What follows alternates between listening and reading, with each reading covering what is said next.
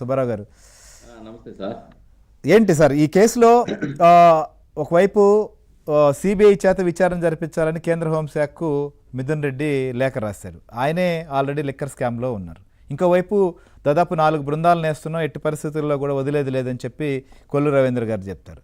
So ఈ liquor కల్తీ liquor వ్యవహారం ఏం జరగచ్చు, ఎట్లాంటి చర్యలు తీసుకోవాల్సినటువంటి అవసరం ఉంది? ఇక్కడ ఒకటండి, ఆల్రెడీ ములకల చెరువు యొక్క ఇన్సిడెంట్ జరిగిన తర్వాత ప్రస్తుత కూటమి ప్రభుత్వం ఇమీడియట్గా రెస్పాండ్ అయింది. దాంట్లో ఎవరైతే ఆరోపణలు ఎదుర్కొంటున్నారని విచారణ సంస్థలు చెప్పినాయో వాళ్ళని ఇమ్మీడియట్గా పార్టీ నుంచి సస్పెండ్ చేసింది. వాళ్ళలో దాసరపల్లి జయచంద్రారెడ్డి ఉన్నాడు. ఆ జయచంద్రారెడ్డితో పాటు అతని అనుచరులు ఉన్నారు. మరి కొంతమంది పార్టీ సంబంధించిన వాళ్ళు కూడా ఇమ్మీడియట్గా సస్పెండ్ చేశారు. ఇక్కడ జయచంద్రారెడ్డి మీద మొదటి నుంచి కూడా అనేక ఆరోపణలు ఉన్నాయి, సీట్ ఇచ్చే దగ్గర నుంచి కూడా. ఈయన పెద్దిరెడ్డి రామచంద్రారెడ్డి మనిషి, ఈయనకి సీట్ ఇవ్వడం సరికాదు కాబట్టి ఆ సీట్ని ఆయన ఇవ్వడం ఇబ్బందికర పరిస్థితులు ఏర్పడతాయని చెప్పినప్పటికి కూడా అక్కడ నుండి ఈక్వేషన్స్ ప్రాతిపదికగా ఆనాడు ఆయనకి సీటు కేటాయించడం జరిగింది. సరే, ఓడిపోవడం జరిగింది. ఇక్కడ మనం చూడాల్సింది సంఘటన జరగక ముందే చంద్రబాబు నాయుడు గారు ఒక ప్రకటన ఇచ్చాడు. మద్యంతో కానీ ఇసుక అక్రమాలతో కానీ సంబంధాలు ఎవరున్నా వాళ్ళని ఉపేక్షించే పరిస్థితి లేదు, ఈ కేసుకు ముందే హెచ్చరించారు. అవును, సీరియస్గా చెప్పాడు. ఎందుకంటే కొన్ని చోట్ల విచ్చలవిడిగా ఇన్ఛార్జీలు కానీ ఎమ్మెల్యేలు వ్యవహరిస్తున్నారు, ఇన్ఛార్జ్ మినిస్టర్లు కూడా సీరియస్గా ఉండాలి ఈ విషయం పైన కూడా ఆయన క్యాబినెట్ సమావేశంలో కూడా క్లారిటీగా చెప్పాడు. చాలా క్లారిటీగా హెచ్చరించాడు. అవును, హెచ్చరించిన తర్వాత ఈ సంఘటన జరిగింది, అరెస్ట్ చేశారు, ఇమ్మీడియట్గా రెస్పాండ్ అయ్యాడు. రెస్పాండ్ అయిపోయి దీంట్లో ఎవరున్నా, ఎంతటి వారున్నా, ఏ పార్టీ వారున్నా ఉపేక్షించే పరిస్థితే లేదు అని చెప్పాడు. సక్రమంగా విచారణ జరపండి, మొత్తం క్లియర్గా ఎవరున్నా కానీ వాళ్ళని నిర్మోహంగా అరెస్ట్ చేయండి అని చెప్పారు. దాని ప్రకారమే 4 టీంలు వేశారు. 23 మంది మీద కేసులు పెడితే 14 మందిని అరెస్ట్ చేశారు. సరే, జనార్దన్ రావు ఇంకోటి ఏంటంటే అరెస్ట్ చేసి ఊరుకోలా, అరెస్ట్ అయిన ముద్దాయిల నుంచి మరింత సమాచారం రాబట్టడానికి వాళ్ళని పోలీసు కస్టడీకి ఇమ్మని కూడా పోలీసు కస్టడీ పిటిషన్ వేశారు. అంటే ఎంత సమగ్రంగా జరుగుతుందో చూడండి. అంతేకాకుండా ఆప్యాఖండంలో వీళ్లతో పాటు ఉన్నారనే అనుమానంతో జయచంద్రారెడ్డిని కూడా అరెస్ట్ చేయడానికి కావాల్సినటువంటి పరిస్థితులు, విదేశాల్లో ఉన్నాయని అరెస్ట్ చేయడానికి కావాల్సిన పరిస్థితులు ప్రయత్నాలు చేస్తున్నారనేది కూడా వెలుగు చూస్తూ ఉంది. అవును, ఇంతకుముందు వర్లరామయ్య గారే మాట్లాడారు సార్, అవసరమైతే ఆఫ్రికాలో ఆయన టెన్షన్తో తిరుగుతున్నారు, పోలీసులు వస్తారని ఏ క్షణమైనా అనేది. డెఫినెట్గా ఇది మీన్ వైల్ వర్లరామయ్య గారు ఇంకోటి కూడా వెలుగు చెప్పారు.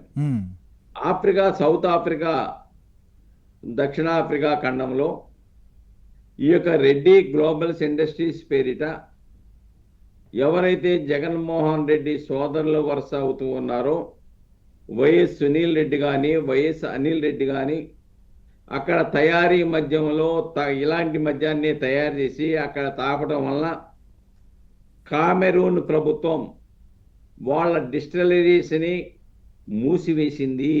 అవును, వీళ్ళు ఇక్కడ వాళ్లే కాదు, ఇక్కడ గతం మద్యం కేసులో కూడా వీళ్ళ మీద అనుమానాలు ఉన్నాయి. జగన్మోహన్ రెడ్డి గారి హయాంలో జరిగినటువంటి పాలసీ మార్చి అక్రమ మద్యాన్ని ఏదైతే జరిగిందో కోట్లాది రూపాయలు కుంభకోణం జరిగిందని చెప్తూ ఉన్నారు.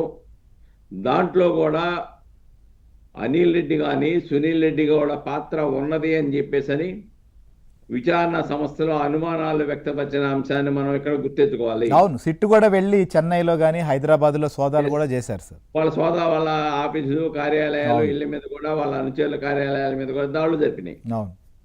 ఇక్కడ ఇంకో ఆశ్చర్యకరమైన విషయం ఏంటంటే, ఎవరైతే గతంలో కోట్లాది రూపాయలు అక్రమ మద్యంలో సంబంధం లేకపోయినా తాను దాంట్లో చొరబడి పాలసీ నిర్ధారణ చేసి అక్రమ అమ్మకాలు అమ్మించారనే ఆరోపణలు ఎదుర్కొంటూ 71 రోజులు 72 రోజుల్లో జైల్లో ఉన్నటువంటి A4గా ఉన్నటువంటి వ్యక్తి ఈ రోజున ఈ మద్యం మీద సిబిఐ విచారణ జరపాలని చెప్పేసి కేంద్ర హోంశాఖ మంత్రిని అడగడం కొంత హాస్యాస్పదంగా కనిపిస్తూ ఉంది.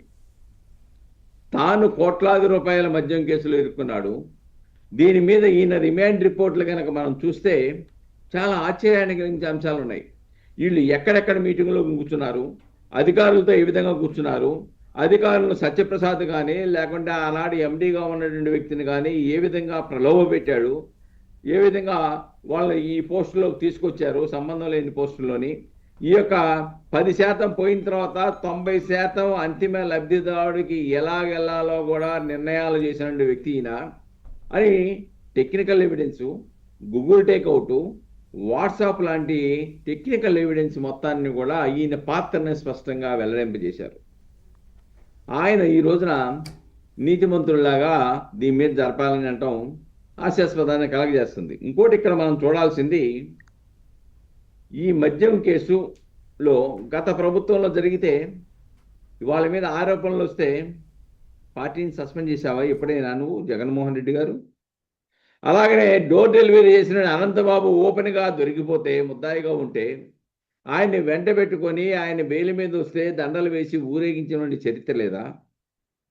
కాబట్టి ఇక్కడ ముద్దాయిల్ని ఎవరు ప్రోత్సహిస్తున్నారు, ముద్దాయిల పట్ల తన మనుషులైనా ఎవరు వ్యతిరేకిస్తున్నారని చూస్తే చంద్రబాబు నాయుడు గారు ఎవరిని ఉపేక్షించడం లేదు, ఉపేక్షించడు అని స్పష్టంగా దీంట్లో కనబడతా ఉంది.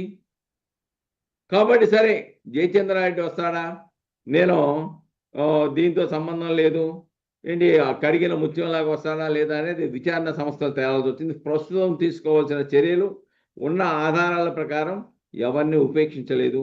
ఈయన్ని కూడా A4 గానో ఆయన అనుచరులని ఇన్ని కలిపి A4 A5గా పెట్టినట్టుగా అర్థమవుతా ఉంది. కాబట్టి ఇక్కడ ఇన్వెస్టిగేషన్ ఏజెన్సీని ప్రభావితం చేయాలని అనుకుంటే కూటమి ప్రభుత్వం అసలు ఈ కేసులే ఉండవు, ఇన్ని టీములే వేయరు, ఇలా సస్పెండ్ చేయరు ఇమ్మీడియట్గా.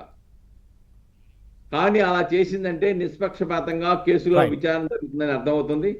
దీంట్లో వైఎస్ఆర్సీపీ నాయకుల యొక్క పాత్ర కూడా త్వరలో వెలుగు చూడబోతుంది అనేది స్పష్టంగా వార్తలు. ఎట్లాంటి లింకులు బయటకు వచ్చే అవకాశం ఉంది సార్ వైసీపీ నాయకులకు సంబంధించినటువంటి అంశం? ఎందుకంటే వాళ్ళు ఒక పక్క రచ్చబండలాగా వెళ్ళి ఊర్లలోకి వెళ్ళి ప్రచారాలు చేస్తున్నారు, ఇంకోవైపు సిబిఐకి లేఖలు రాస్తున్నారు. సో మొత్తం అప్పట్లో కాదు జరుగుతున్నదంతా ఇప్పుడు అని చెప్పి ప్రచారం చేసి దాన్ని గతంలో జరిగినటువంటి అంశాలంతటినీ కూడా మరుగున పెట్టేటువంటి ఒక ప్రయత్నం కూడా జరుగుతోంది. సో అలాంటప్పుడు ఏ రకంగా బయటకు వస్తుంది అంటారు? దీన్ని ఏం చేస్తారంటే, ఇది మేమంతా కూడా చాలా మంచి వాళ్ళము, మద్యం అంటేనే మాకు తెలియదు కాబట్టి చూడండి ఇదిగో ములకల చెరువులో ఉన్న సంఘటన, దీంట్లో టీడీపీ వాళ్ళు ఉన్నారు, టీడీపీ వాళ్ళే వీళ్ళు ఒక ఉద్యమంలాగా చేసేసి ప్రభుత్వ పాత్ర కూడా ఉన్నది అని చెప్పేసి ఆరోపణలు చేస్తూ ఉన్నారు. అంటే ఇది ఏ ఆలోచనతో చేస్తున్నారు? గతంలో ఆల్రెడీ సిట్ ద్వారా దాదాపుగా 3,500 కోట్లు ఏదైతే కిక్ బ్యాక్స్ ద్వారా తీసుకున్నారు, 18